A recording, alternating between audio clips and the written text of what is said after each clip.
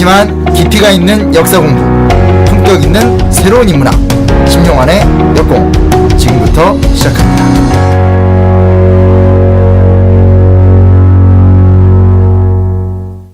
자, 진짜 역사, 가짜 역사 30번째 시간 시작하겠습니다.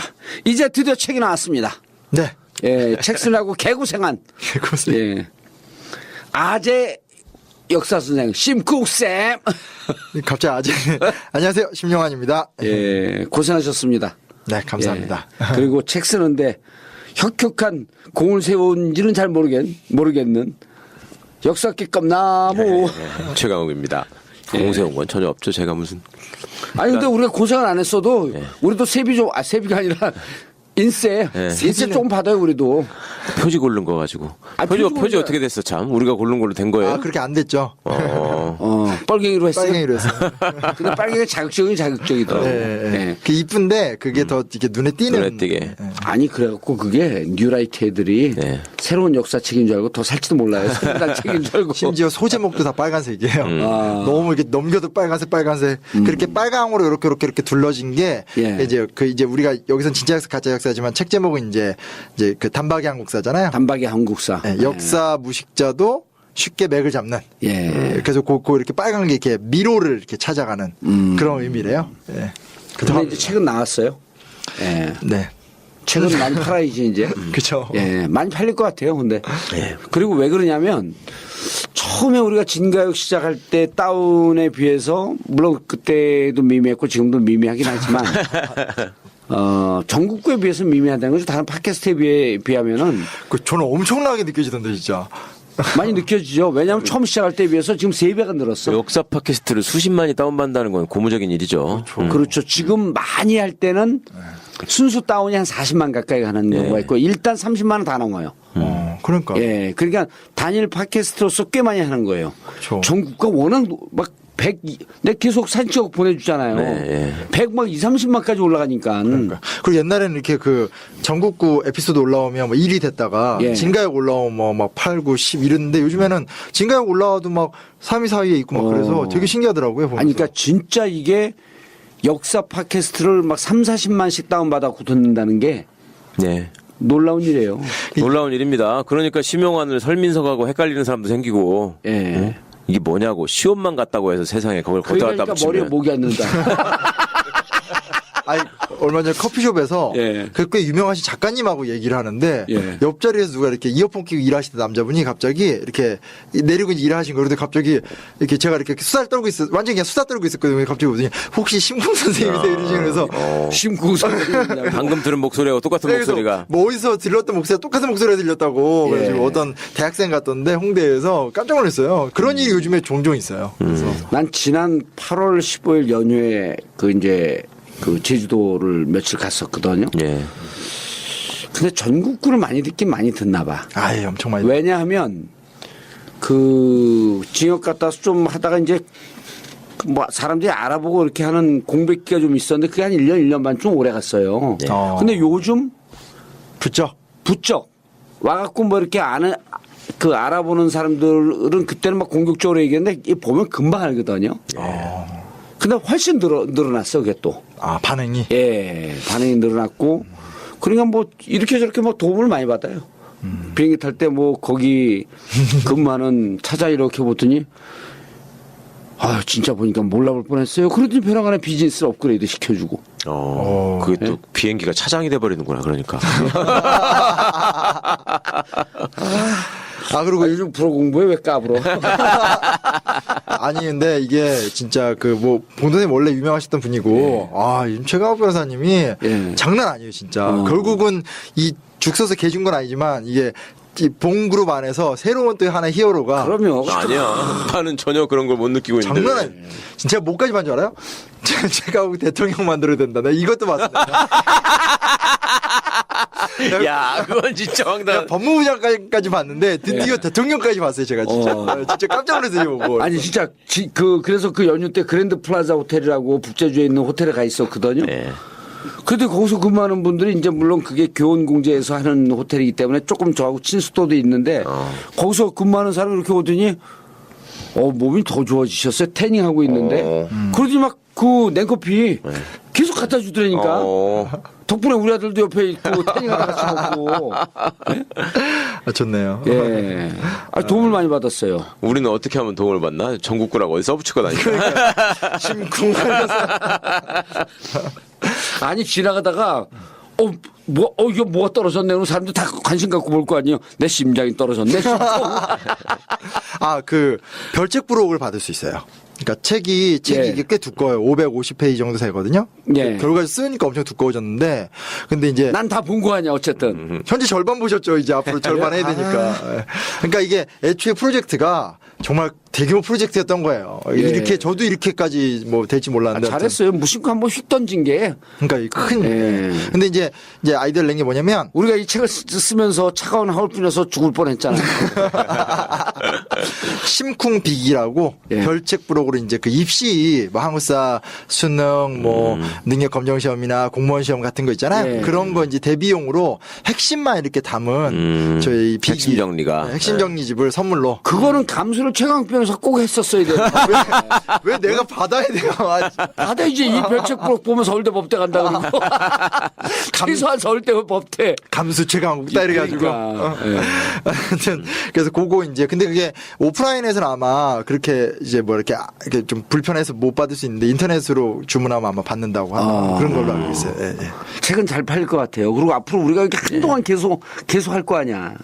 역사책에 이렇게 맛을 들이시면 굉장히 재밌습니다. 사실은. 내가 요즘 자료를 2번씩 보고 오잖아요. 네. 첫 번째 볼 때는 맞아. 이 막 8페이지 우리 한 번 할 때 8페이지 9페이지를 보는데 그게 그렇게 길어. 근데 네.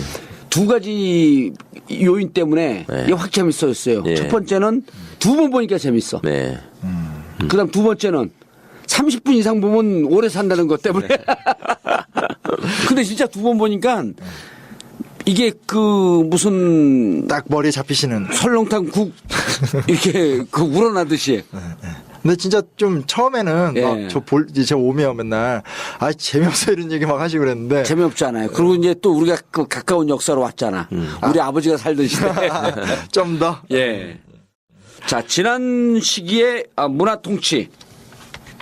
까지 했었죠? 네. 예. 그러니까 오늘은 이제 우리가 보통 알고 있는 민족 말살 통치 예. 3, 40년대 얘기하고요. 그리고 이제 또 저희가 언제나 이렇게 동아시아를 품는 어떤 그런 또 한국사잖아요. 그래서 예. 좀 이렇게 이 시기 때 다른 나라는 어떻게 식민통치 당했을까인데 되게 많은 나라가 있는데 다 너저분하게 쓰진 않았고요. 프랑스가 베트남 일대 통치하던 거하고 미국이 필리핀 통치하는 얘기를 한번 갖고 와봤어요. 특히 아까 도사님도 얘기하셨지만 이제 좀 이렇게 프랑스의 통치 방식과 일본의 통치 방식이 유사한 데가 많아서 그러니까. 재밌을 것 같아요. 일단은 3, 40년대 때 통치 방식인데요. 일단 얘네가 갑자기 바꿉니다. 미나미 지로라는 총독이 와서 확 바뀌어요. 그래서 이게 뭐라고 그러냐. 6년 정도 부임했는데요. 내선 일체 일선 동조.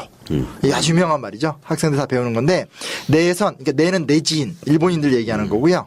선은 조선. 갑자기 어느 날 내선이 일체가 된 거예요. 그래서 조선인과 일본인은 똑같은 하나다. 그 전까지 그렇게 차별을 하고 막 했던 사람들이 입장을 바꾼 거죠. 그리고 더 웃긴 건 일선 동조론. 이게 뭐냐면 일본과 조선은 같은 조상을 두었다. 신화를 합친 거예요. 예. 근데 신화가 되게 기분 나쁜 게 일본의 천조 대신이 아미테라스 오미카미인데 그의 못난 남동생이 단군이에요. 이 말이 나와요 실제로. 그래서 그 못난 남동생한테 한반도를 맡겼더니 엉망이어서 이제 누나가 와서 쫙 해주겠다. 이런 식의 신화 요곡을 이제 신화를 섞어버리게 되는 거죠. 아무 근거도 없는 이야기. 아니 그런데 이렇게 미나미 지로 총독이 오면서 그 정치가 바뀌었다라고 보기에는 역사를 너무 한 사람 위주로 본 거 아니에요? 무슨 계기가 있었나? 30년대 후반에? 그러니까 전쟁이 시작되니까 37년에 중일전쟁. 전면전으로 들어가고 그게 이제 나중에 얘기가 나올 텐데 예. 중국이 이제 아주 일치항일 자세로 나오면서 일본이 이제 아주 총력전을 쏟아붓잖아요. 초긴장 상태로 가기 때문에 네. 여기에를 뭐 대충 이렇게 뭐 통치해갖고 안 되겠구나. 네. 라고 하는 이런 배경이 있었네. 그렇죠. 38년으로 넘어가면서 국가 총동원법 같은 게 통과가 되거든요. 병참 기지화 정책. 그렇죠. 예. 한국을 이제 물자와 이런 거를 다 공급하는 대로 만들어. 그러려면 진짜 막 이렇게 철의 통치가 시작이 돼야 되네. 예. 근데 이론적으로 그럴싸하게 이제 뭐 내선 일체 일선 동체 해놓고 쭉쭉 이제 뽑아먹는 게 되는 거죠. 그래서 보면 이제 저번에도 이제 얘기했던 거지만 한국신민서사를 이제 강제로 암송하고 이런 건 진짜 국회대학 경례라든지 국민교회헌장 같은 거 외웠던 거랑 참 똑같은 문화 같아요. 그렇죠. 아, 진짜로 실제로 그렇죠. 신민서사. 예. 이런 것이 현대판으로 그러니까 박정희 시대로 변환된 게 국민교육원장. 국민교육원장. 예, 예. 국회대한 맹세. 예, 예. 그리고 이제 신사참배랑 궁성요배. 예. 네. 그래서 그 궁성은 남산을 이렇게. 그래서 그 이번에 그 논란이 됐던 게 그 자위대 기념 행사했던 게 무슨 힐튼 호텔인가 어디. 예. 거기가 이제 그 남산 입구 아니에요? 네, 거기가. 궁성 올라가는 그 근처 호텔이래요. 그래서 정확한 사실인지 모르겠는데 아무튼 그것 때문에 거기서 한 건지 모르겠는데 예. 하여튼 거기가 궁성으로 올라가는 계단 입구였던 건 맞고. 네. 힐튼 호텔이 그 옛날 대우 소유였었는데. 그래요? 예. 아, 그리고 남산에 옛날에 이토히로부미 신사가 있었어요. 네, 그러니까 아주 그 남산에서 이렇게 죽어서도 내가 경복궁을 딱 내려다 볼 수 있잖아요. 그런 의미로 남산입니다. 아, 다른 팟캐스트 보니까 이렇게 중간에 막 광고를 해주던데? 뭐를요? 이거 저희는 이렇게 광고 시간이 딱 있잖아요. 예. 광고 딱 하고 넘어가는데 딴 데 막 중간에 막. 광고하면 더 효과가 좋다고 하는데 이제 듣는 사람들이 자꾸만 짜증이 나요. 그렇게 되면. 그쵸. 예. 좀 그렇게- 간접 광고하게 되면 딱 듣고 다만 우리는 광고하는 걸 미리 노티스했기 때문에 스킵하지 않고 넘어갔으면 좋겠다. 그런데 이제 스킵들 많이 해요. 네. 30초 단위 넘어가는데 우리 광고 하는 분들이요. 좋은 제품들을 많이 하기 때문에 좀 듣고 또 뭐 안 들으면 할 수 없는 거죠. 어떻게 할까요? 그걸 또 우리가 그럼요. 무슨 뭐 어떻게 강요해. 그러니까 일제 뭐 군국주의 통치도 팟캐스트도 아니고. 네. 그리고 이게 옛날에 모 팟캐스트가 그 팟캐스트를 많이 듣는 사람들이 책 구매율이 되게 높았거든요. 예. 근데 그게 없어졌잖아요. 그 팟캐스트가. 그 청취층이 지금 어디를 이동을 하느냐. 예. 우리 쪽으로 오지 않나. 조기숙 교수가 책 많이 팔린다. 느닷없이 책이 많이 팔린다고 문자를 해갖고 그래서. 전보에 스크린샷 해갖고 보내줬잖아요. 근데 그래갖고 통화를 했는데 진짜 좋아하더라고. 확 늘었더. 느닷없이. 그런 표현을 쓰더라고. 느닷없이 책 주문이 밀려 들어와갖고. 그러니까요. 예. 근데 조기숙 교수 나온 방송이 좀 신선하고 재밌었더라고. 예. 그렇죠. 뭐 새로운 관점에서 안철수 얘기를 해줬으니까. 예. 저는 변호사님하고 싸우는 게 재밌었는데 변호사님이 계속 시비 거는 좀만 더 해서 한번 붙지 말으면서 아쉽더라고요. 아니 이번에 당대표 더민주 당대표 나온 분들 중에 누가 하는 얘기를 듣고 다른 의원 하나가 사석에서 그분 출마 선언문 얘기를 하는데 거의 뭐 안철수처럼 얘기를 하면서 아주 파퓰리즘의 전형이에요. 그러는 거야. 그래서 정치를 막 악의적으로 묘사하고 반정치 분위기를 조성하고 그래서 내가 야, 네가 어떻게 언제부터 그렇게 똑똑해졌냐. 근데 파퓰리즘 달고 그랬더니 근데 내가 무슨 팟캐스트를 들었는데. 요거 들었구나. 그러니까 조기숙 교수 있잖아. 조기숙 교수가 그 얘기할 때 그게 어디더라. 그렇게 내가 가만히 있었어요. 예. 아무튼 그래서 궁성요배도 하고요. 예. 창씨개명을 강요합니다. 근데 이거 조금 오해하면 안 되는 게 모든 사람한테 일률적으로 창씨개명을 강요하지 않았어요. 근데 그래요? 네, 그러니까 요걸 아셔야 돼요. 이게 이제 제가 옛날 역사전쟁에도 이제 썼던 내용이긴 한데 뭐냐면 누가 봐도 공인된 친일파들한테는 무조건 창씨개명을 강요하지 않았어요. 오히려 그러면서 우리는 이렇게 다양하게 이렇게 품어준다라고 선전을 활용한 거예요. 그러니까 일반 민중들은 막 강요하면서도 얘는 뭐 어차피 뭐 이런 애들인데 이런 애들은 막 빼주고 그랬어요. 아니 그러니까 창씨 개명을 한 사람들을 오히려 친일파라고 그렇게 몰 수 있는 이런 아주 도식화된 잣대는 아니네 또 그렇게 되면. 그러니까 기본적으로는 창씨 개명은 모든 사람들이 강제로 일본식 이름을 갖는 거니까 예. 이걸 갖는다고 친일파가 되는 건 아닌데 오히려 적극적인 친일파 애들이 창씨 개명 안 하고 빠져나갔던 사람도 되게 많다는 거고 그리고 일제가 용인을 했다는 거예요. 그러니까 두 종류잖아요. 아예 자규를 가지고 한국의 귀족으로 이렇게 해서 정체성을 유지해 주는 것처럼 하려고 그냥 놔둔 애들이 있고 예. 또 하나는 친일파로 예를 들어서 이제 창씨개명을 시켜둬요. 예를 들면 이름이 김막동이다. 예. 그러면은 최대한 자기 이름과 비슷하게 만드는 거예요. 하기 싫은 사람은 그러니까 그냥 김본막동 이런 식으로. 예. 그러니까 그 한자는 그대로 쓰면서 한 글자만 그냥 본자만 넣는 거야. 아니면 뭐 김성막동 이런 식으로 해가지고 일본식으로. 예, 내자가 돼야 되니까. 그런데 이제 박정희 같은 경우는 다카키 마사오, 뭐 옥과모토 미노루 이런 거를 이제 사람들이 나무라는 이유가 그 박정희라는 이름 자체를 예. 거기에 이제 말하자면 자기 이름이 남아있으면 이거 한국식 이름이잖아요. 정이라는 예, 이름은. 예. 그러니까 이제 일본 놈들은 뭐 야마모토, 무사시 막 이런 이름이 예. 들어가야 되잖아요. 예. 그러니까 완전 일본 사람처럼 보이려고 그렇게 상시 개명을 하는 게 이게 또 이제 악질 친일파 중에 하나죠. 그러니까 한국 사람의 냄새가 안 나도록. 안 나도록. 예. 그러니까 여긴 창시개명 정책을 안 썼으면 막 울었을 사람들. 그렇죠. 그러니까 난 일본 이름으로 꼭 좀 만들고 싶어. 꼭 좀 한자도 만들어줘. 우리가 잘 이름에 안 쓰는 한자들이 있잖아요. 예. 근데 그런 말 집어넣어가지고 이제 완전 일본 놈 이름으로 밭전자 바꿔버리는 우리나라가 거예요. 없잖아. 우리나라 그렇죠. 이름에. 아니 전씨가 있긴 한데 예. 그 전씨라는 게 이제 뭐 걔네는 이제 뭐 마에다 뭐 그러니까 밭 앞에 뭐 예. 단아까 밭 가운데 뭐 이런 식으로만 하잖아요. 예. 근데 이거를 그 최대 그러니까 봉주라는 이름이 있으면 이거는 아버님이 지어주신 이름이니까 대개 사람들은 그 봉주라는 이름은 유지하고 싶어 했단 말이에요. 그렇지. 예. 그리고 성씨도 최대한 지키려고 했고. 예. 그러니까 이제 발음을 예를 들면 정하고 비슷하게 한다거나 예. 예. 아니면 그 글자를 해체해가지고 정자 같으면 두 개로 나눌 수 예. 있잖아요. 이제 본하고 부수하고 이렇게 나누면 그렇죠. 예. 그런 식으로 이제 이름을 만들려고 막 애를 쓰는데 그냥 그 와중에 이제 완전 일본 놈 아주 이름을 그냥 만들어. 개무시하고 우리나라 이름을. 예. 난 일본 사람이야. 그렇죠. 예. 그러니까 한국 사람 이름으로 표시가 나면 일본 놈들로 완전히 동화되기가 힘들다. 그렇죠. 라고 생각을 하는 사람들이 있었던 거죠. 그게 우리는 모르는데 다카키 마사오가 더 유명한데 다카키 마사오보다 오카모토 미노루 나중에 한 게 그게 정말 일본 이름 완전 일본 이름. 완전히 가깝다고 하더라고요. 그래서 다카키 마사오는 오히려 좀 덜하고 그렇다고 하더라고요. 그러니까 초창기는 그 친일파여서 이제 친일파가 아니라 난 완전 일본 사람이다. 이러고 선언을 한 거네. 그 어쨌든 개명을 했으니까 그랬다 변화가 보이죠. 근데 이제 저항했던 사람들도 있어요. 그래서 이제 너무 싫으니까 뭐 일본 이름을 이상하게 줘서 뭐 가나다 짓기도 하고 제가 기억하는 제일 웃긴 게 이 사람은 처벌을 받았어요.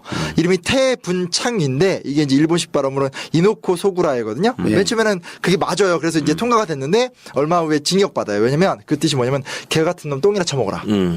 일부러 일본 놈들을 이제 엿먹으라고. 그런 식도 저항도 하고 그런 일들이 많았었던 거죠. 아, 장시개명 하나만 해도 스토리가 많네. 그러니까 이승만 찬양 시를 쓰는 대회를 자유경제원에서 한다고 하니까 그 앞자를 따가지고 니가 가라 하와이 뭐 영어로 이렇게 만들거나 아니면 또 한글로 또 저기를 만들었잖아요. 그러니까 그렇게 하듯이 각종 그 다양한 방법으로 저항을 하려고 했었단 말이에요. 사람들이 생각이 있는 사람, 민족의식이 있는 사람들은.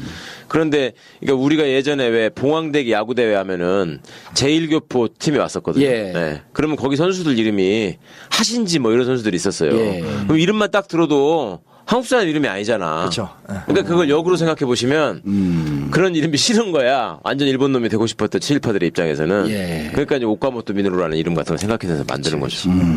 그래서 뭐 윤치호는 이제 이토치카우라는 이름 같거든요. 그러니까 사람들이 막 이똥치호에서 욕하고 이거 하나를 두고도 별로의 얘기 다 있어요, 진짜. 아니, 우리 외대는 특히 일본 제1교포 3세, 4세들이 유학을 많이 왔어요. 예. 근데 술 먹다가 이렇게 걔들은 3세, 4세는 일본 이름을 쓰는 애들이 많아요. 그렇죠, 그렇죠. 예, 그런데 자기 성은 지키고 있었고 자기 아버지가 일본 이름을 쓰지 않았고. 그렇죠.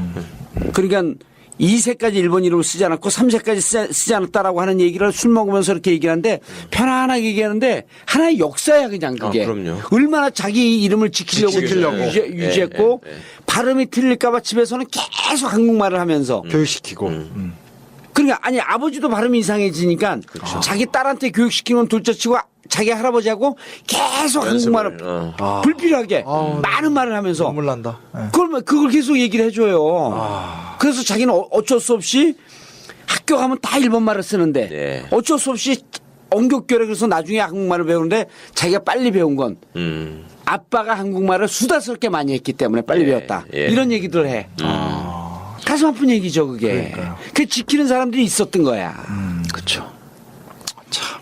그러니까 그 제1교포들의 얘기잖아요. 예. 근데 저 예전에 이제 뭐 제트케라고 그 일본 일베에 그걸 이제 고발한 일본의 작가가 있어요. 근데 그 책을 보는데 거기 이제 그 욕을 막 먹는 제1교포들이 사실 거기서 태어난 사람들이잖아요. 이제는. 그러니까 거기서 이제 그런 욕 속에서 그냥 담담하게 버티고 있는 걸 이제 글로 막 묘사를 하면서 이제 이 사람들은 여기서 태어났고 이 사람들이 어딜 가겠는가 이들이 어느 나라의 국민이냐 이런 걸 막 물어보는데 저는 제 딴은 역사 전공이라고 했는데도 사실 솔직히 툭 까놓고 말해 우리나라에서 자이니치라는 주제에 잘 몰랐어요. 네. 그래서 그 책을 읽으면서 굉장히 반성이 되더라고요. 그 사람들은 말씀하신 것처럼 이렇게 자기의 정치성을 지키려 노력하는데 우리나라는 이제 그 교포들이 사실 한 게 없으니까. 그러니까요. 울버검투부도 그런 내용이었었던 거 아니야. 그렇죠. 예, 그런 거죠. 울버검투부도 그 조선학교.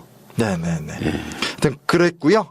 그리고 이제 하면 되겠죠? 예, 예. 적극적인 공업화 정책들을 펼쳐나갑니다. 그래서 한반도 북부에 이제 중공업 시설들을 아주 적극적으로 많이 유치하고요.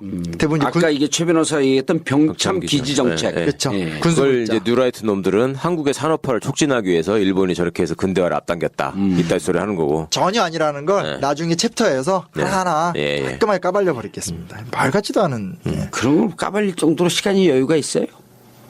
그거 다 아는 사실들인데. 쏘놨는데요. 아 근데 그런 거 해야 돼요. 아까 해야 돼요, 그러면. 했지만 예전에는 뭐 그런 거 뭐 얘기도 못했다는데 지금 얘기한다는 것처럼 진짜 지금 심각해요. 그리고 이제 식량 배급제, 미국 공출제. 그러니까 이제 그 점점 전쟁이 심해지니까 쌀을 뺏어가는 거죠. 그렇죠. 그리고 이제 미국 공출제. 미국 공출. 예. 그렇죠. 국출. 그리고 이제 쇠붙이 공출. 이 원칙이 간단해요. 집마다 부엌 하나 빼고 다. 그래서 뭐 세숫대야, 뭐 노그릇, 교회나 절 같은 데 종 뭐 이런 것도 다. 무쇠솥이 가마솥이 그때 다 없어졌다는 거 아니야. 그러니까. 그거 다 들고 와가지고. 그러니까요. 그 사진도 있어요. 보면 집 앞에 어마어마한 막 쇠덩이 다 나와 있고. 아 진짜 기가 찼던. 군수물자 만들려고 그랬던 거죠? 그러니까 포탄 만들고 총알 만드는데 쇠가 쇠가 없으니까. 필요하니까 예, 그걸 다 뺏어간 거예요. 그래서 이제 막 이런 일화도 있어요. 어느 교회에서 종이 깨져서요. 새로운 종을 달고 그 깨진 종을 놔뒀는데 뜯어가니까 이제 그 깨진 종을 낸 거예요. 근데 가만히 보니까 종이 하나 또 있잖아요. 그러니까 그 새 종도 뜯어가고. 그러니까 뭐 남는 게 없을 정도로 그렇게 했었던 그때 일화들입니다. 그리고 이런 무지막지한 수탈이 진행되는 그 지점에 인력 공출이 있었다. 이게 제일 가슴 아픈 얘기야. 그렇죠. 네. 이 얘기는 이제 나중에 예. 챕터를 별도로 자세하게 징병, 징용, 위안부인데 징병, 징용 하나를 묶었고요. 위안부도 하나를 묶었어요. 워낙 큰 주제고 우리 그렇죠. 시대 얘기해 예. 주셔서 나중에 좀 자세하게 얘기를 해보도록 하겠습니다. 여기까지가 이제 일단 일본의 이야기고요. 예. 이제 그러고 나서 이제 이제 다른 나라 얘기를 좀 해보겠습니다. 베트남. 예. 근데 다른 나라 얘기하기 전에 우리 지난 시간에는 그냥 광고 시간도 놓쳐갖고 예, 광고를 듣고 베트남 얘기로 넘어가도록 하겠습니다. 자, 프랑스 식민주의와 베트남 이 얘기를 왜 굳이 하려고 했던 거죠? 그들도 우리랑 똑같은 고통을 받았다. 예. 내가 이번에 베트남 여행 갔다 와서 한 건 아니지, 이건. 그게 가니까 진짜 동병상련이라는 게 짠하더라고. 어떤 게 있던가요? 근데 그 프랑스식 건물이 있잖아요, 지금도. 예. 예, 그 프랑스 식민지 잔재 아니에요. 하노이를 작은 파리라고. 나는 여기를 가기 전에 네. 우리는 이제 그 베트남을 네. 미국과 싸워갖고 75년도에 이제 베트남이 전쟁에서 이긴 그렇죠. 이 역사만 뭐 기록하고 강렬하죠. 있었는데 예. 이 전에 우리가 그 식민지 얘기를 하면서 베트남 역사에 대해서 좀 들었거든요. 네. 그러니까 이번에 가니까 조금 더 경건해지더라고. 네. 그러니까 그 전에 이렇게 짧게 알았던 역사에 대해서 좀 부끄러운 것도 좀 있고. 그러니까 그전에는 좀 일방적으로 짝사랑한 듯한 이런 느낌이 좀 있었단 말이에요. 네. 근데 이분들이 정말 프랑스 역사서부터 이렇게 고난의 역사를 가져왔다라고 하는 거에 대해서 함부로 이렇게 막 베트남 얘기를 막 못하겠더라고. 예, 예. 물가가 베트남이 태국보다 더 싼 거예요? 비슷한 거예요? 베트남은 이미 관광지화되어 있잖아요. 그렇기 때문에 베트남은 이제 물가가 태국은 많이 물가가 올랐고. 네. 나트랑, 다낭 이런 데 하면은 태국의 방콕보다는 무조건 싸고. 아, 싸구나 더 베트남. 무조건 싸고. 푸켓 대비 반값쯤 돼요. 많이 싸네요. 엄청 싸죠. 그러니까 우리가 지금서부터 한 15년 전, 20년 전에 방콕 가고 푸켓 가면 너무 싸고 놀랬거든요. 네, 그때 한 그렇죠. 4명이서 앉아갖고 해산물 잔뜩 먹고 술 한잔 먹고 그러게 되면 우리 돈으로 한 13, 4만 원 내고 깜짝 놀랐는데 이번에 베트남 갖고 4시 먹고 막 6만 5천 원. 한 7만 원. 아니 이게 또 요새 개발해가지고 거기는 리조트 내는 건 다 새 거라면서요, 베트남은. 태국보다 그리고 오래됐고. 이제 낫장 같은 경우, 얕장, 예, 나트랑 예. 같은 경우는 미군 애들 휴양지가 있기 때문에 예.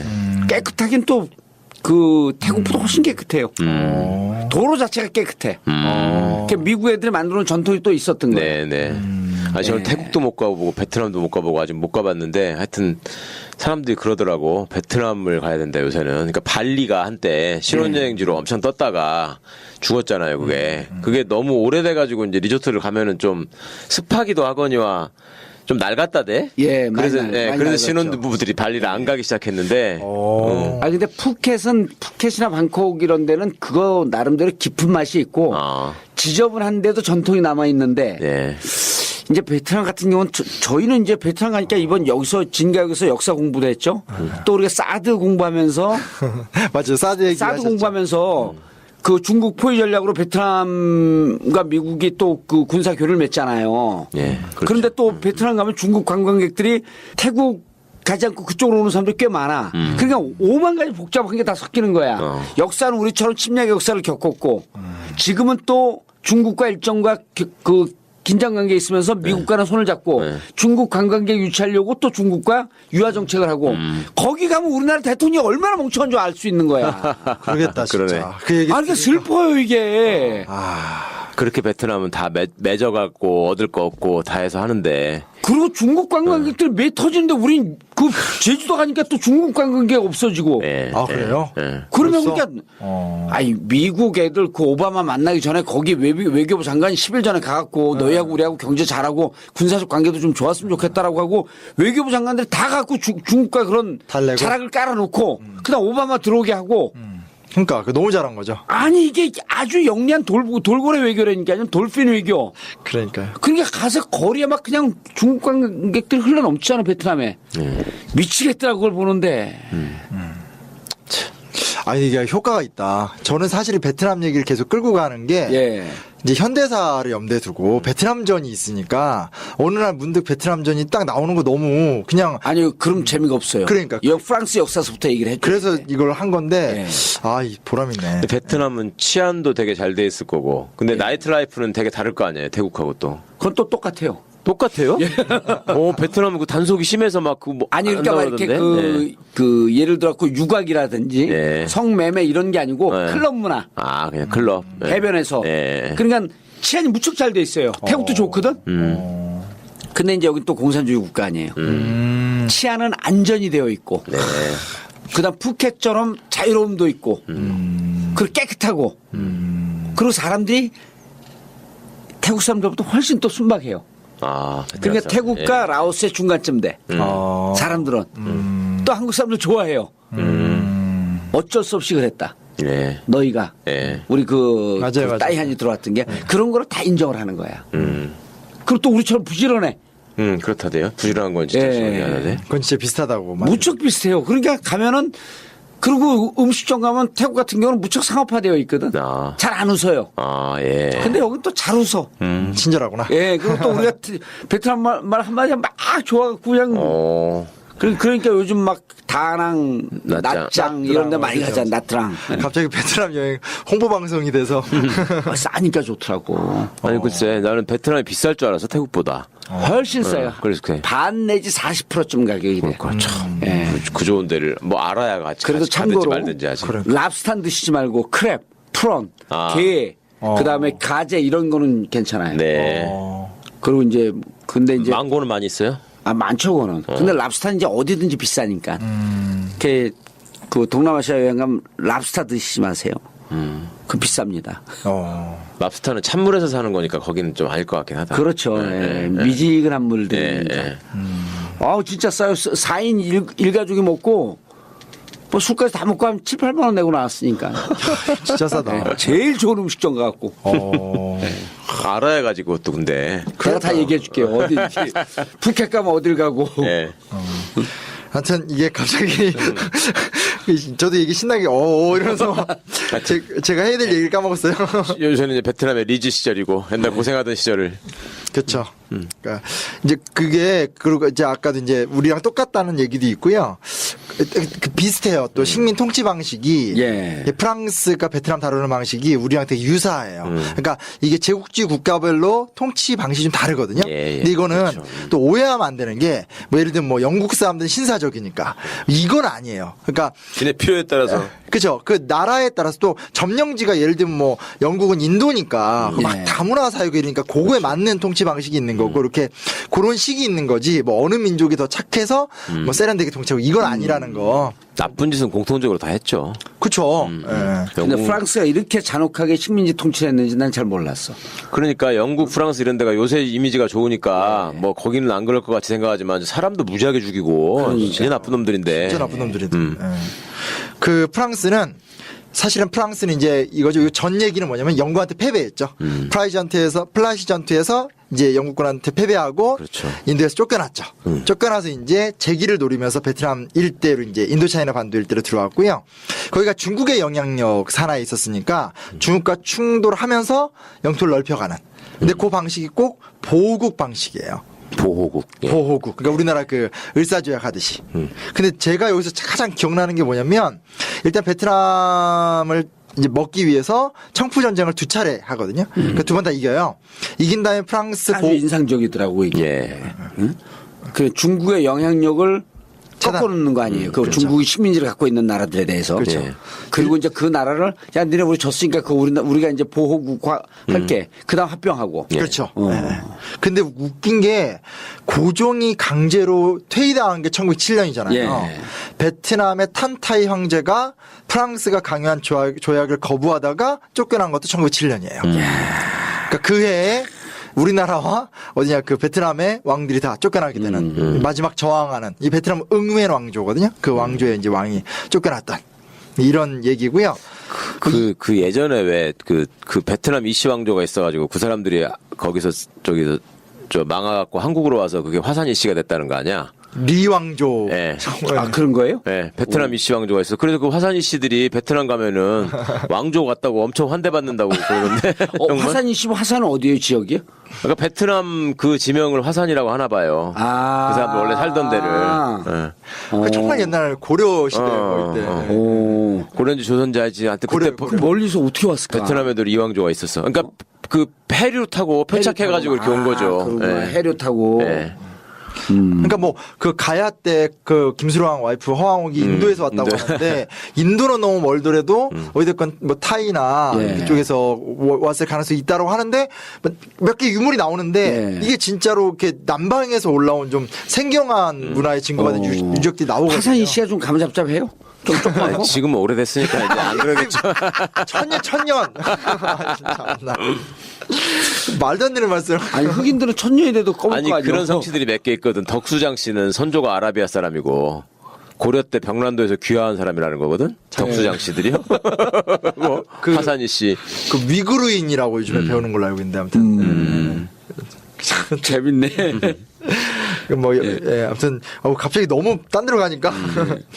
근데 이제, 저도 한번 딴 데로 가볼게요. 프랑스가 이게 굉장히 현지를 잔혹하게 진압하면서 통제했던 나라예요. 그리고 사실 프랑스가 또 그럴 수밖에 없었던 이유가 1차적으로 영국과의 식민지 경쟁에서 지니까 자꾸. 크게 2번 패배해요. 그러니까 옛날에 그 소위 말하는 무슨 루이지애나 주 이 뭐 예. 캐나다 이런 거 먹었다가 다 패배했잖아요. 그렇죠. 그게 예. 옛날에 7년 전쟁 때 이기고 다시 이제 인도 두고 또 쫓겨나고 이러니까 얘네들도 이제 마지막 죽기 살기가 되는 거거든요. 그래서 인도 차이나 반도로 이제 들어오는 거죠. 네. 근데 이제 요게 하나 곁들이면 알제리, 그 북아프리카 이 이유가 있습니다. 보면 뭐냐면 오스만 제국의 지단의 고향 알죠. 예, 그렇죠. 그렇죠. 알제리, 튀니지, 모로코 이쪽 오스만 제국의 변방인데 이때 이거를 점령하려고 30년을 싸워요.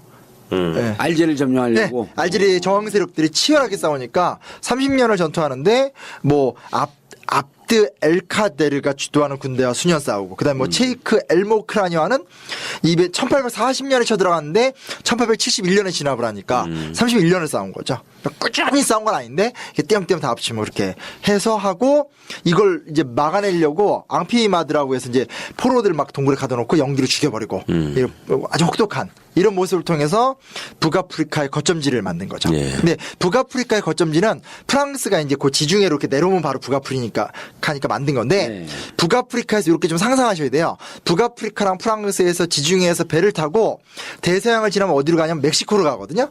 그 멕시코를 이때 나폴레옹 3세가 거기 식민하려고 시도했었고 다시 고베가 통과해서 쭉 가면 어디를 가냐면 이제 태평양을 지난 다음에 동남아시아 어디 정착을 해야 되잖아요. 예. 예. 그게 베트남인 거예요. 인도차이나 반도. 그 해류를 따라 쭉 가면 그렇게 되는 거네, 그게. 그때는 이제 뭐 해류라기보다는 그냥 이렇게 가는 방향으로 쭉. 가는 방향으로. 쭉 가면. 그러니까 이게 연결이 되어 있는 거예요. 우리는 그냥 세계사 시간에 배울 때 무슨 아프리카의 절반을 뭐 프랑스가 먹고, 그러니까 어디에 절반 먹고 이랬는데 그게 다 지들 국가 전략인 거죠. 그래서 프랑스는 어찌됐건 그러니까 지중해 일부를 확보하고 있으니까 바로 건너에 이제 북아프리카를 먹고 그 일대를 중심으로 해서 대서양을 통과해서 멕시코 일대를 장악하고, 왜냐면 남쪽하고 북쪽도 다른 나라들이 먹고 있으니까, 그래서 멕시코를 통과한 다음에 이제 쭉 태평양을 가로질러서 이제 그 인도차이나 반도를 먹고 이런 어떤 루트를 만들려고 했다. 참, 그 교통수단도 안 좋고. 글쎄요.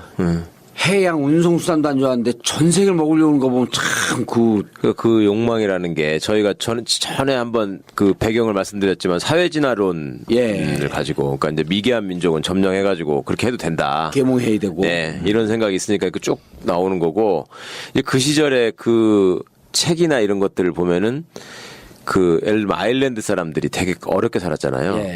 농사는 감자밖에 안 되고 맨날 굶어 죽고 이러던 사람들인데 어느 날 이제 신대륙이 발견되고 미국으로 이제 이 사람들이 건너가잖아요. 아이리시들이 자꾸.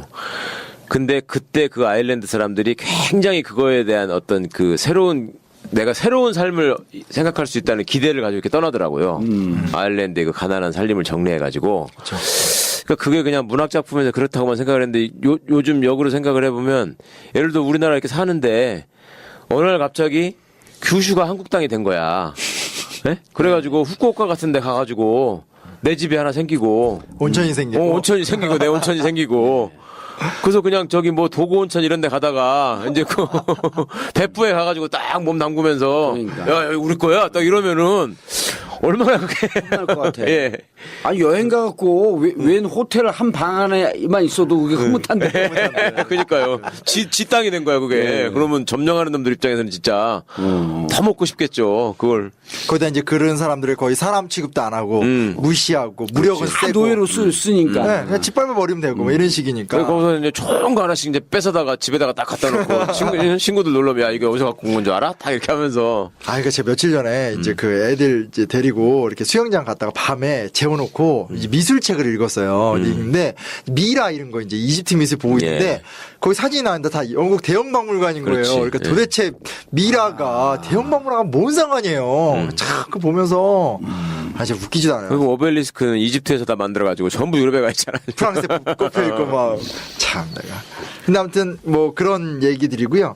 이제 그 보면 중요한 건 했습니다. 이런 식민을 개척했던 게 제국주의자들에 의해서만 수행됐다고 보면 안 된다는 거예요. 그러니까 일단 멕시코 원정은 사실은 나폴레옹 3세가 주도했기 때문에 프랑스의 어떤 그런 왕정이나 황제정을 이상으로 했던 사람이라면 아까 이제 그 뭐 알제리 같은 거 먹었던 건 7월 혁명, 2월 혁명 이럴 때예요. 그러니까 무슨 얘기냐면 프랑스의 공화주의자들, 그러니까 쉽게 말하면 프랑스 진보 진영 그런 사람들이 사실은 이 식민지를 먹었던 거예요. 그래서 보수파들은 비스마르크한테 이때 독일에 졌던 적이 있는데 비스마르크에 당한 패배를 뭐 복수하겠다 이런 거 했다면 공화주의자들은 그건 너무 무리가 크니까 우리가 식민지를 먹자 이런 식으로. 그래서 그나마 있었던 프랑스의 가장 급진적인 사람들은 지배를 하는 건 좋은데 이 무력을 좀 남용하지 말자. 그러니까 좀 온건하게 대고 하자. 이런 식으로 했다라는 거죠. 그러니까 우리가 좀 뭐라 해야 되나 이렇게 뭔가 일본은 나쁜 놈이고 영국 프랑스 하면 좀 인간적일 것 같은 생각을 하지만 사실은 그 당시에 영국 프랑스의 소위 말하는 진보 지식인들조차도 다들 이런 남의 나라를 점령할 때 이렇게 식민주의적 발언을 했다는 것에 대해서 우리 좀 냉정하게 좀 생각해 볼 필요는 있는 것 같아요. 그렇죠. 그러니까 보통 우리가 후쿠자와 유키치 같은 얘기하면서 쟤는 뭐 문명기하론 얘기하면서 정한론 얘기했다고 얘기하지만 그리고 이렇게 막 서양의 지식인들 같은 사람들이 다 사실 이때 이런 행동을 했던. 그리고 일본 놈들이 어떻게 보면 친일파들을 남겨놓고 간 거잖아요, 우리나라에. 네네. 그래서 이제 나라가 지금도 이게 그것 때문에 자꾸 이렇게 걸림돌이 되고 균열이 그러는데. 되고 있고. 동남아도 마찬가지죠. 옛날 식민지 때, 그 식민 지배 당시에 걔들의 분열책 이런 것들이 그대로 남아가지고 그게 사회혼란으로 그대로 이어지고. 그렇죠. 지금도 다 아프리카가 그렇잖아요. 진짜 최고잖아요. 이렇게 국경선이 선으로 이렇게 지네 맘대로 그냥. 그어져 있고. 그 중동도 똑같죠. 그러니까 중동의 그 종족 분쟁이 계속 일어나는 거 아니야. 그러니까 말레이시아가 말레이 반도에 있는데 왜 저 수백 킬로 수천 킬로 떨어진 보르네오 섬에 또 왜 말레이시아가 있냐고. 맞아요. 그거를 지도로 보면은 그냥 여기도 말레이시아고 저기도 말레이시아인 것 같지만 엄청 먼. 사실 그건 엄청 떨어져 다른 있는데 나라야. 예. 그게 식민지 지배 때문에 그런 건데 아니 전근대사를 봐도 말레이 반도에 있는 역사하고 그게 말레이시아. 보르네오 섬은 아무 상관이 없거든요. 근데 그게 이제 나라로 묶이게 되고 하는 거니까 아이 참 답답한 거죠. 여튼 뭐 그렇고요. 그 프랑스는 행정 조직이 아예 식민부가 있었대요. 예. 그러니까 국가 기관으로 식민부가 있었고요. 이제 프랑스의 통치 지배 방식의 특징은 동화주의. 우리는 위대한 프랑스다. 우리의 문화를 너네들이 이렇게 쑥 받아들여야 된다. 따라와라. 예, 그래서 뭐 마리안는가 뭐 이름이 잘 생각 안 나는데 그 여신 같은 애 이제 상징으로 만들어 놓고 하게 되고요. 근데 실제로는 되게 웃긴 게 뭐냐면 알제리 예를 들면 2차 세계대전 끝날 때까지 수십 년을 지배하면서 500명한테 시민권 주고요. 인도 차이나는 1925년에 31명, 1939년에는 300명. 이게 말도 안 되는 거죠. 그러니까 이 무슨 이게 우리랑 좀 비슷한 거죠. 일본이 문화를 얘기하면서 문화 통치 얘기하면서 다 차별하고 뭐 이렇게 뭐 내선 일체 얘기하면서는 다 뽑아가고 이런 거 하는 것처럼. 저놈들이 그랬다는 거 아니에요? 베트남에 그런 거 있잖아요. 프랑스에서 가져온 돌로만 만들었다는 성당 뭐. 그 벽돌을 프랑스에서 가져다가. 아니 그러니까 지나가다 이렇게 보면은 성당 이런 게 프랑스 시절에 만든 성당입니다라고 네. 하는 이런 그 안내들을 쭉 하더라고. 예. 예. 그러니까 이제 그 아까 얘기한 것처럼 그 인류 뭐 이런 걸로 딱 차별화하기 위해서 그렇죠. 지네들의 섹터는 딱 거기서 가져온 걸로 그 풍으로 딱 만들어서 맞아요. 근데 보면 또 재밌는 게 토착민을 관리하기 위한 토착민 법전을 또 별도로 만들더라고요. 이게 일제랑 똑같아요. 일제도 이제 진해 내부에서 발전되는 법은 여기 적용을 안 시키잖아요. 네. 이런 식이었던 법전 같은 것들도 만들게 되고 그리고 토착민으로 구성된 아프리카 군 혹은 이제 쉬르테라는 토착 경찰대 예. 그리고 플로콘도르라는 감옥 그리고 뭐 이런 식의 어떤 그런 통치 지배 기구들을 만들고 겐페이타이라는 이 일본에서 헌병대도 사실은 이 쉬르테라는 토착 경찰대에서 이름을 그대로 따온 거라고 하더라고요. 그 프랑스 슈르테라고 하는 토착 경찰대의 이름을 그대로 일본말로 옮긴 번역을 하면 헌병대가 된다. 겐페이타이. 이거죠. 네. 그렇게 해서. 당구 칠 때 무슨 겐페인 줄 알았더니 그게 아니다. 겐페이타이. 겐페이타이. 근데 저는 이런 것도 막 생각나더라고요. 이게 뭐 플로콘도로는 그 뭐죠? 그 미국이 그 쿠바 근처에다가 아 갑자기 이름 생각 안 나네요. 그 관타나모 수용소인가? 관타나모 수용소요. 뭐 그런 느낌도 나고 그러니까 이런 문화가 완전히 사라졌다 볼 수도 없고 예. 이런 식으로 이제 통치하는 방식 시스템이 계속 전이돼서 내려온. 예. 그- 그러니까 일본이 그 한반도를 통치하고 아시아를 통치하고 그런 게 프랑스에서 배워온 거라는 거 아니에요, 이게. 그런 방식들을 연구를 해가지고 연구를 이제 해갖고. 예, 지네가 그러니까 적용을 예를 한 들어서 50년, 60년도의 제3세계 독재자들이 가장 연구하는 그 독재 통치의 원전이 누구냐면 히틀러거든요. 거죠. 예. 예.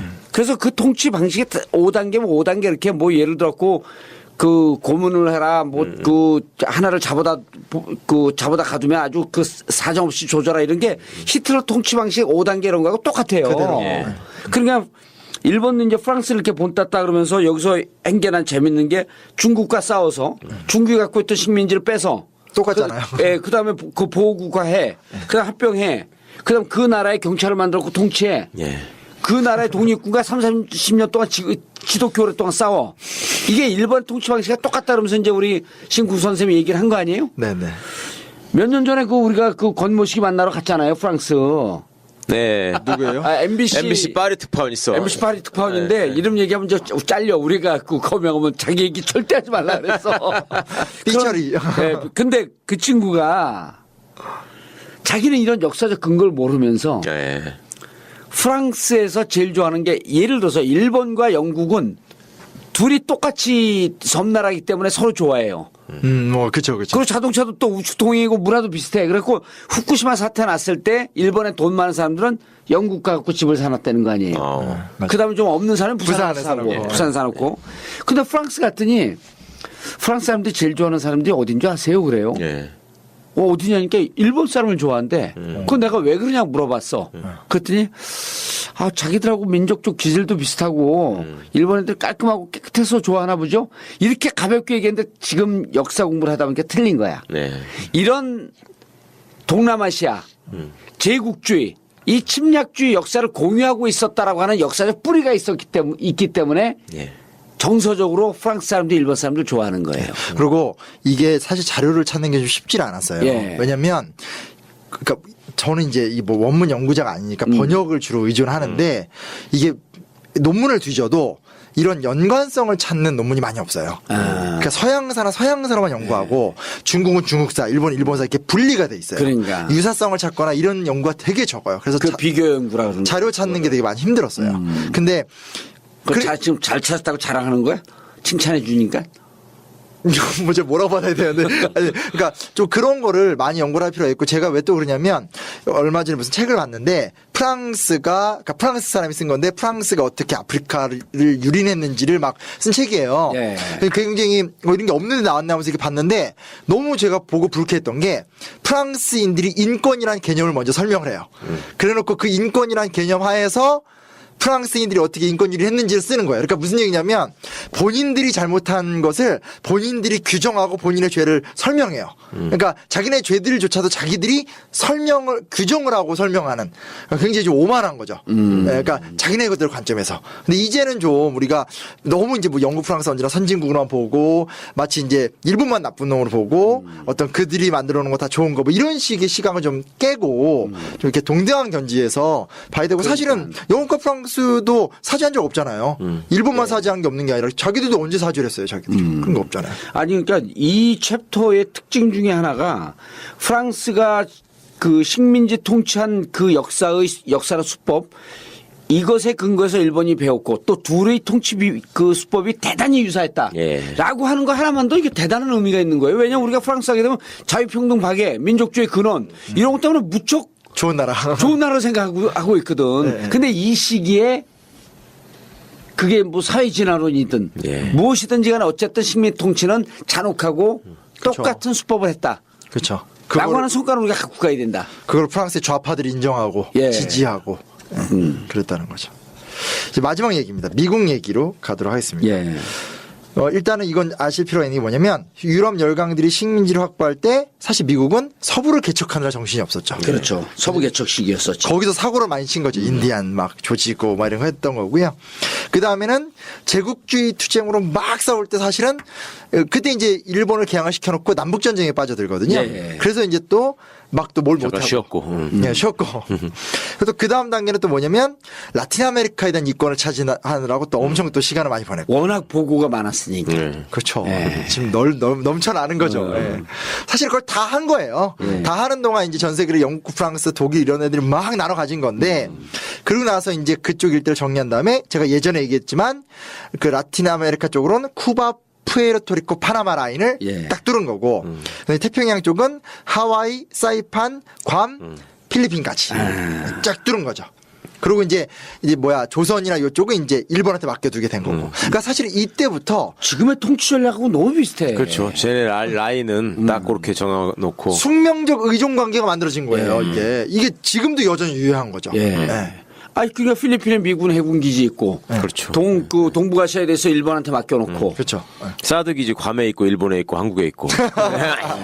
그다음에 이제 그 기지를 베트남까지 지금 넓히려고 하고 있고. 그러니까요. 그러니까 세계 지도를 펴놓고 자꾸 관광지로 보지 마시고 딱 편 다음에 지금 말한 뭐 괌, 푸에르토리코, 파나마, 하와이, 괌, 사이판, 필리핀 그 다음에 일본, 조선 이거를 이렇게 그림으로 그려보면 좀 무시무시한 좀 솔직히 그런 생각이 좀 들더라고요. 예. 그래서 이제 오늘 얘기는 필리핀 얘기인데요. 이제 사실은 이제 저번에도 어떤 얘기지만 이제 미국은 이제 필리핀을 자치주의라는 걸로 대하거든요. 예. 자치권을 많이 인정해주고 투표권도 주고 막 이렇게 하는 건데 왜 그러냐면 이제 미국식 자치주의가 사실은 라틴 아메리카를 원래 유럽이 다 간섭하고 특히 이제 스페인 같은 나라가 다 점령하고 그랬었잖아요. 근데 이제 그걸 걷어내려고 하니까 명분이 필요하잖아요. 그러니까 너네 왜 남의 나라 지배하냐? 라고 하면서 그걸 이제 밀어내면서 결국 자기식으로 자기들이 지배하려고 그런 건데. 네. 근데 이제 어찌됐건 무력 지배를 밀어냈으니까 대안이 필요하니까 그 대안이 뭐냐면 무력 지배할 필요 없이 소비자와 그 공급자 이런 그래서 이제 본국가 식민지 경제적 관계를 통한 통치라는 새로운 방법을 이제 만들어낸 거죠. 그래서 이제 그게 이제 윌슨 대통령 때 이제 아주 구체화가 되는데 이게 되게 재밌는 게 뭐냐면 열강 간의 정치 군사적 충돌을 방지를 하되 경제적 이권은 서로 간에 이렇게 잘 나눠 가질 수 있는 구조를 만들어야 되잖아요. 예. 그래서 만들어낸 아이디어가 뭐냐면 국제연맹이에요. 그러니까 국제연합의 국제연맹이 그런 미국의 통치의 한 수단으로 만들었다는 것도 이것도 아주 충격적이더라고. 그러니까 이런 게 사실은 역사를 알아야지만 눈에 들어오는 거죠. 예. 국제연맹도 그렇고 나중에 이제 심 선생님 말씀할 것 같은데 민족 자결주의 같은 것도 사실은 예. 우리는 옛날에 듣고 보면은 막 미국이 좋은 나라라는 의미로 국제연맹 민족 자결주의 얘기하고 배우고 하는데 지금도 그렇게 배우지 뭐. 철저하게 진의 이익을 위해서 이게 한 거잖아. 그러니까 참. 프랑스나 영국, 일본이 직접 통치하는 형식이 아니고 그렇죠. 민족 자결주의라고 하는 것을 갖고 미국식 통치를 하고 있었던 거 아니에요? 그러니까 기존의 틀에로 하면은 지네가 먹을 게 없으니까 그 판을 흔들어야지 지네가 먹을 게 생기는 거잖아요. 그러니까 이제 국제연맹 같은 걸 만들고 민족 자결주의 같은 걸 주장해가지고 지네끼리 다 먹지 말고 여기 이렇게 해서 맞아요. 그리고 이제 그것을 자기들 중심의 통치를 하려고 그러다 보니까 국제연맹이라고 하는 걸 만들어낸 그렇죠. 운동부고. 그 새로운 시스템으로 이제 이거를 그러니까 판 흔들기라니까요. 제가 보기에는.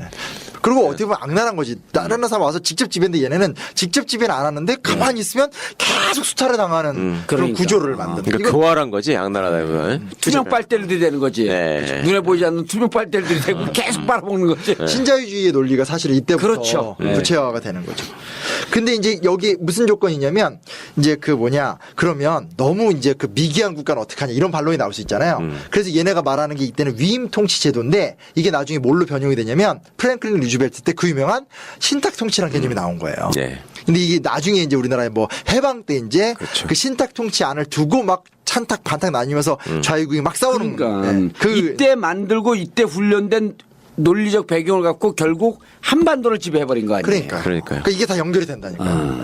그러니까 이런 세계사적인 흐름이나 이 국제정세를 보는 안목 같은 게 없던 시대니까 조선 땅의 유림들은 소위 조선의 민족주의 우파들은 말입니다. 그 민족자결주의를 말하자면 그 사회진화론에 물들어 있던 이거를 내가 눈을 뜨게 해주는 굉장히 훌륭한 철학이다라고 거기에 감동을 하고 그래가지고 이승만이가 대통령 되는 게 그 유리했다는 거 아니에요. 그 윌슨 대통령이 민족자결주의를 얘기했는데 이승만이가 그 학교 학생이었죠. 그러니까 총장. 프린스턴 총장 출신이란 말이에요. 윌슨 대통령이. 윌슨 대통령이. 예. 근데 이승만이 프린스턴에서 박사학위를 했단 말이에요. 그러니까 여기에 유림들은 옛날에 그 서원의 스승제자 관계인 것처럼 그러니까. 이승만이 윌슨한테 가서 얘기를 하면 우리를 독립시켜 줄 거다. 다 통할 거다. 예. 그 생각을 했다는 거예요. 한번 만나기라 했겠어요. 글쎄 말. 그 이승만이는 사기치기도 좋고, 윌슨, 우리 선생이야. 이렇게 하면서. 날 제일 예뻐했어. 예. 우리나라 독립시켜준다. 걱정하지 마. 내가 갔다 올게. 그 하와이 가서 사기쳐고 돈 모아가지고 슈킹하고. 그 나쁜 새끼 그거. 진짜.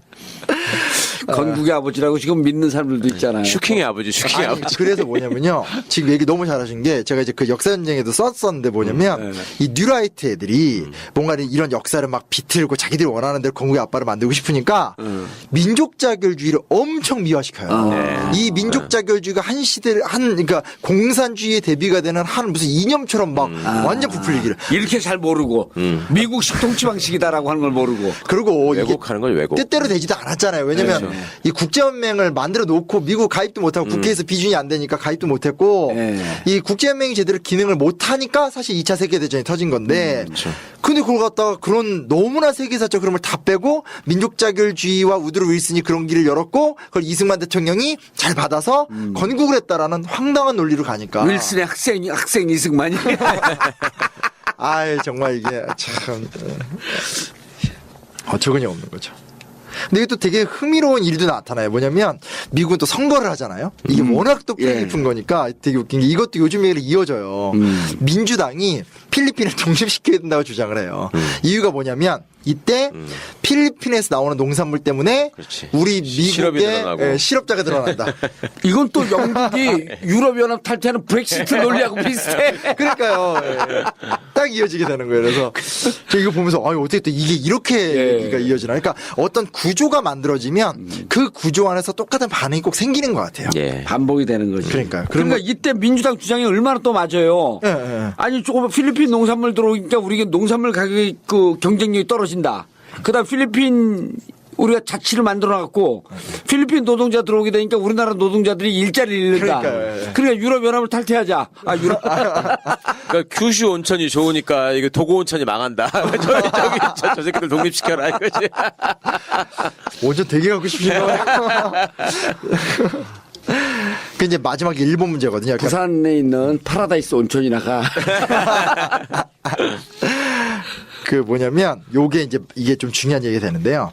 이렇게 많이 했어요. 뭐 네. 불안전하더라도 미국이 맛을 많이 뻗쳤거든요. 마지막이 뭐냐면 일본 통제에 실패한 거예요. 이게 아주 큰 문제예요. 그러니까 워싱턴 회의라고 1차 세계대전 끝난 다음에 아시아 쪽 문제를 쭉 정리할 때 실제로 미국, 일본이 원하는 만큼 일본은 얻지 못해요. 네. 얻지 못하지만 문제 뭐냐면 실제로 얻지 못한 상태에서 몇 년 지난 다음에 그 일본이 밀고 들어와서 만주를 딱 점령하면서 예. 이제 소위 말하는 아시아 쪽에 일본이 어떤 괴뢰국 하나 세우게 되고 그때 딱 상황이 30년대 초반이 가니까 동아시아 쪽에서 일본을 컨트롤할 수 있는 나라가 미국 본인 말고 아무도 없는 거예요. 그러니까 공백이 생기는 거죠. 그리고 이제 뭐냐면 1차 세계대전 이후에 독일이 갖고 있었던 태평양에 있었던 섬을 다 일본에 넘겨준 일본이 다 거예요. 넘겨주고. 그러니까 일본이 이제 만주를 확보한 상태에서 태평양에 이제 뭐 여러 군도들, 뭐 마샬 군도, 마리안누 군도, 캐롤린 군도 같은 군도를 장악해 놓으니까 일본 입장에서 이제 근데 일본이 눈을 뜬 거잖아. 아 여기를 먹어야 되겠구나. 그렇죠.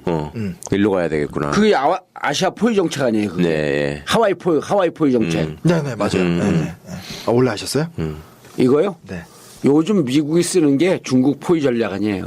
그러니까 이거 네. 딱 똑같아죠. 그래서 미국이 만들어 놓은 건 무슨 뭐 군축조약, 9개국 조약, 4개국 조약인데 조약밖에 없고 실질적으로 일본의 팽창을 막을 수 있는 방법이 없고 이쯤 되면 영국, 프랑스, 러시아 이런 애들은 좀 함을 가고 근데 막상 사실은 이때까지 하더라도 필리핀이나 이런 데 있는 미국의 항모나 함대가 그렇게 세지 않고 그러니까 사실 자기들 전진 기지는 필리핀이었거든 그때는. 근데 어리버리했던 거 아니에요? 그러니까 네. 제대로 된 힘은 없고 그런 상태에서 이제 일본이 쭉쭉 치고 나오니까 미국이 오 이거 뭐야 하다가 이제 된통 당하게 되는 게 이제 2차 세계 대전을 가는 뭐 그런 길인 거죠. 예. 근데 이제 그런 얘기들이다라는 예. 것들을 좀 염두에 두시면 좀 이게 하나하나를 다 기억하기 좀 힘들어도 이런 역학관계가 있다는 걸 좀 알아두면 그러니까 이런 세계사적인 흐름이 지금도 우리 국제 정세에 영향을 미치고 똑같이, 있고, 똑같이. 그 틀이 별반 달라지지 않았다. 그러니까 이럴 때일수록 정신을 차리고 국제 무대에 이렇게 눈을 뜨고 국제 정세를 잘 해석해 가면서 외교 정책을 잘 하는 나라는 살아남는 거고 그렇지 않으면 또 옛날처럼 식민지로 전락하는 거죠. 그렇죠. 근데 우리는 지금 참 하여튼 훌륭한 지도자를 둬가지고 아니 그러니까 베트남 정치하는 사람들이 지금 가장 그 자부심을 느끼는 게 이런 거라는 거 아니에요? 미국하고 지금 손을 잡고 미국 군항이 들어오게끔 그 개항을 한다는 거 아니에요? 군사기지를 내주고 그러면서 이 사람들 그 자부심 있는 게 중국이 우리를 어찌할 수 없다라고 하는 확신이 되는 거예요. 이번에 우리 가서 그 관료들 만났잖아요. 중국이 우리를 어찌할 수 없다. 미국이 들어오면 아니 그러니까 우리가 미국과 하는 정책을 보게 되면 네. 중국이 우리를 내치지도 못하고 그렇다고 우리가 적대하지도 못하고 적대시하지도 못하고 예, 예. 손을 완전히 잡을 수도 없고 근데 우리는 끊임없이 중국과 경제적으로 중요하니까 끊임없이 우리 중국과 교류를 한다. 예. 사드 얘기하다 그 얘기 나온 거예요. 너네 왜 사드를 배치하냐. 너무나 정확하게 알고 있어요. 그러니까 그 무슨 방송에서 네. 전국구 방송에서 뭐 편으로 그 김창수 박사님 얘기하셨나 이렇게 네. 편을 하는 거 너무 쉽다고 근데 너무 많은 사람들이 사드나 이런 동아시아 얘기를 하면 자꾸 댓글 같은 데 보면 그래서 그러면 지금 중국 편 드는 거냐 예. 네. 옛날 6.25 때 생각 안 나냐 심지어 제가 좀 얘기하자 당나라가 고구려를 먹은 걸 기억하지 않냐 이렇게 편의 논리로만 생각을 하는데 편의 논리를 제일 잘 쓰는 사람이 있어요. 누구예요? 김종인. 추호 선생 지금 미국 편을 들어야 된다잖아. 예? 딱 그 논리거든 그냥 아니, 그러니까 저거예요. 초등학교 한 2학년, 3학년에 머물렀고, 청군 이겨라! 백군 이겨라! 그거 똑같은 거예요. 어? 아니, 육상 개주할 땐 청군하고 손잡고, 네. 그 다음 줄다리기 할 땐 백군하고 손잡으면 안 되나? 그거 하려는 거 아니에요, 지금 대통령이. 우리가 못 사는 나라도 아니고 그럼요. 이때 무슨 조선도 아닌데 사실은 우리가 조금 배짱 튕기고 중간에 잘하면 이게 한국을 놓을 수는 없거든. 포기하기에는 너무 아까운 땅이잖아 이게. 절대 못 놓죠. 완전 지정학적인 위치가. 예.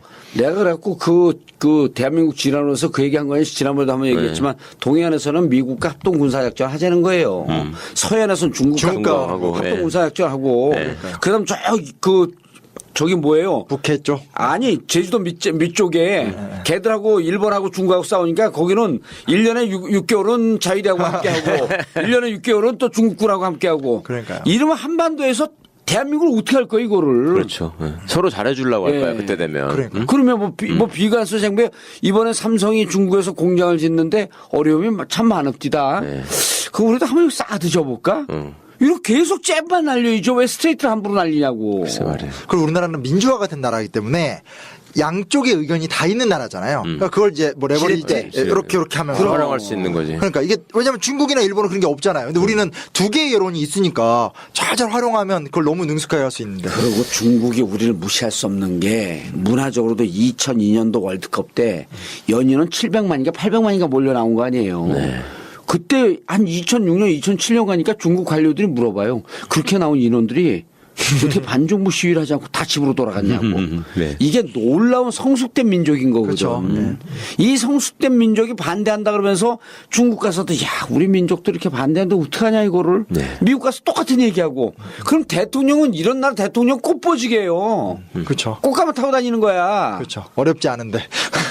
그러니까 그 좋아하는 해외 순방 많이 하면서 열심히 대접받고 다닐 수 있는데. 그럼요. 그 아프리카 갖고 중국 애들이 이미 자원에게 다 해놨잖아. 야, 이 나라 니네 많이 해놨는데 이거 우리 좀 줘. 그러면 아, 이거 우리가 얼마나 공을 들였는데 너희들 주냐 그러면 사드가 있는데. 그렇죠. 그게 동맹의 진짜 안타까운 논리인데. 일이야. 그럼요. 동맹의 논리. 아니 근데 어떤 놈이 써주는 건지는 모르겠지만 또 이번에 또 그랬잖아. 사드 말고 대안 있으면 내놔보라고. 어? 아 김재동이 그렇게 얘기했으면 좀 들어야지. 이게 외교가 대안이라는 거를. 92세 할아버지 광복군 출신 할아버지가 그 앞에서 건국절을 야단을 쳤잖아요. 야단을 쳤는데도 거기서 그냥 또 사드 말이고. 아이고 그 다음날 바로 가서 또 건국 매춘이야 또 그러니까요. 이따위 소리 하고 하여튼 이건 정말 이건 이건 바보라고 하기도 그렇고 악질이라고 하기도 그렇고 아니, 하여튼 근데 수준이 나는 사실 박근혜 대통령 별로 신경 안 쓰고 살았거든요. 역사 공부를 하면서 자꾸 신경 쓰였고 내가 빨리 죽을 것 같아. 그러니까 어떤 시기보다 역사학도들이 정말 분노하는 시대가 이 진짜 그럼요. 대통령 시대 같아요. 아니, 그리고 이 시기를 지금 우리가 똑같이 현대로 살고 있잖아. 네, 그래. 그럼 이런 우리가 슬픈 역사를 반복했으면 다시는 슬픈 역사를 반복하지 않기 위해서 정말 어떻게 슬기롭게 돌고래처럼 살아야 되는지 예. 또 너무 좋은 위치 아니에요. 그러니까요. 이정현한테 기대를 거는 수밖에 없어. 예.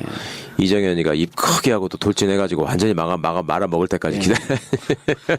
전 트럼프한테 외교 원칙을 무시하는 변수를만 만들어내는. 자, 알겠습니다.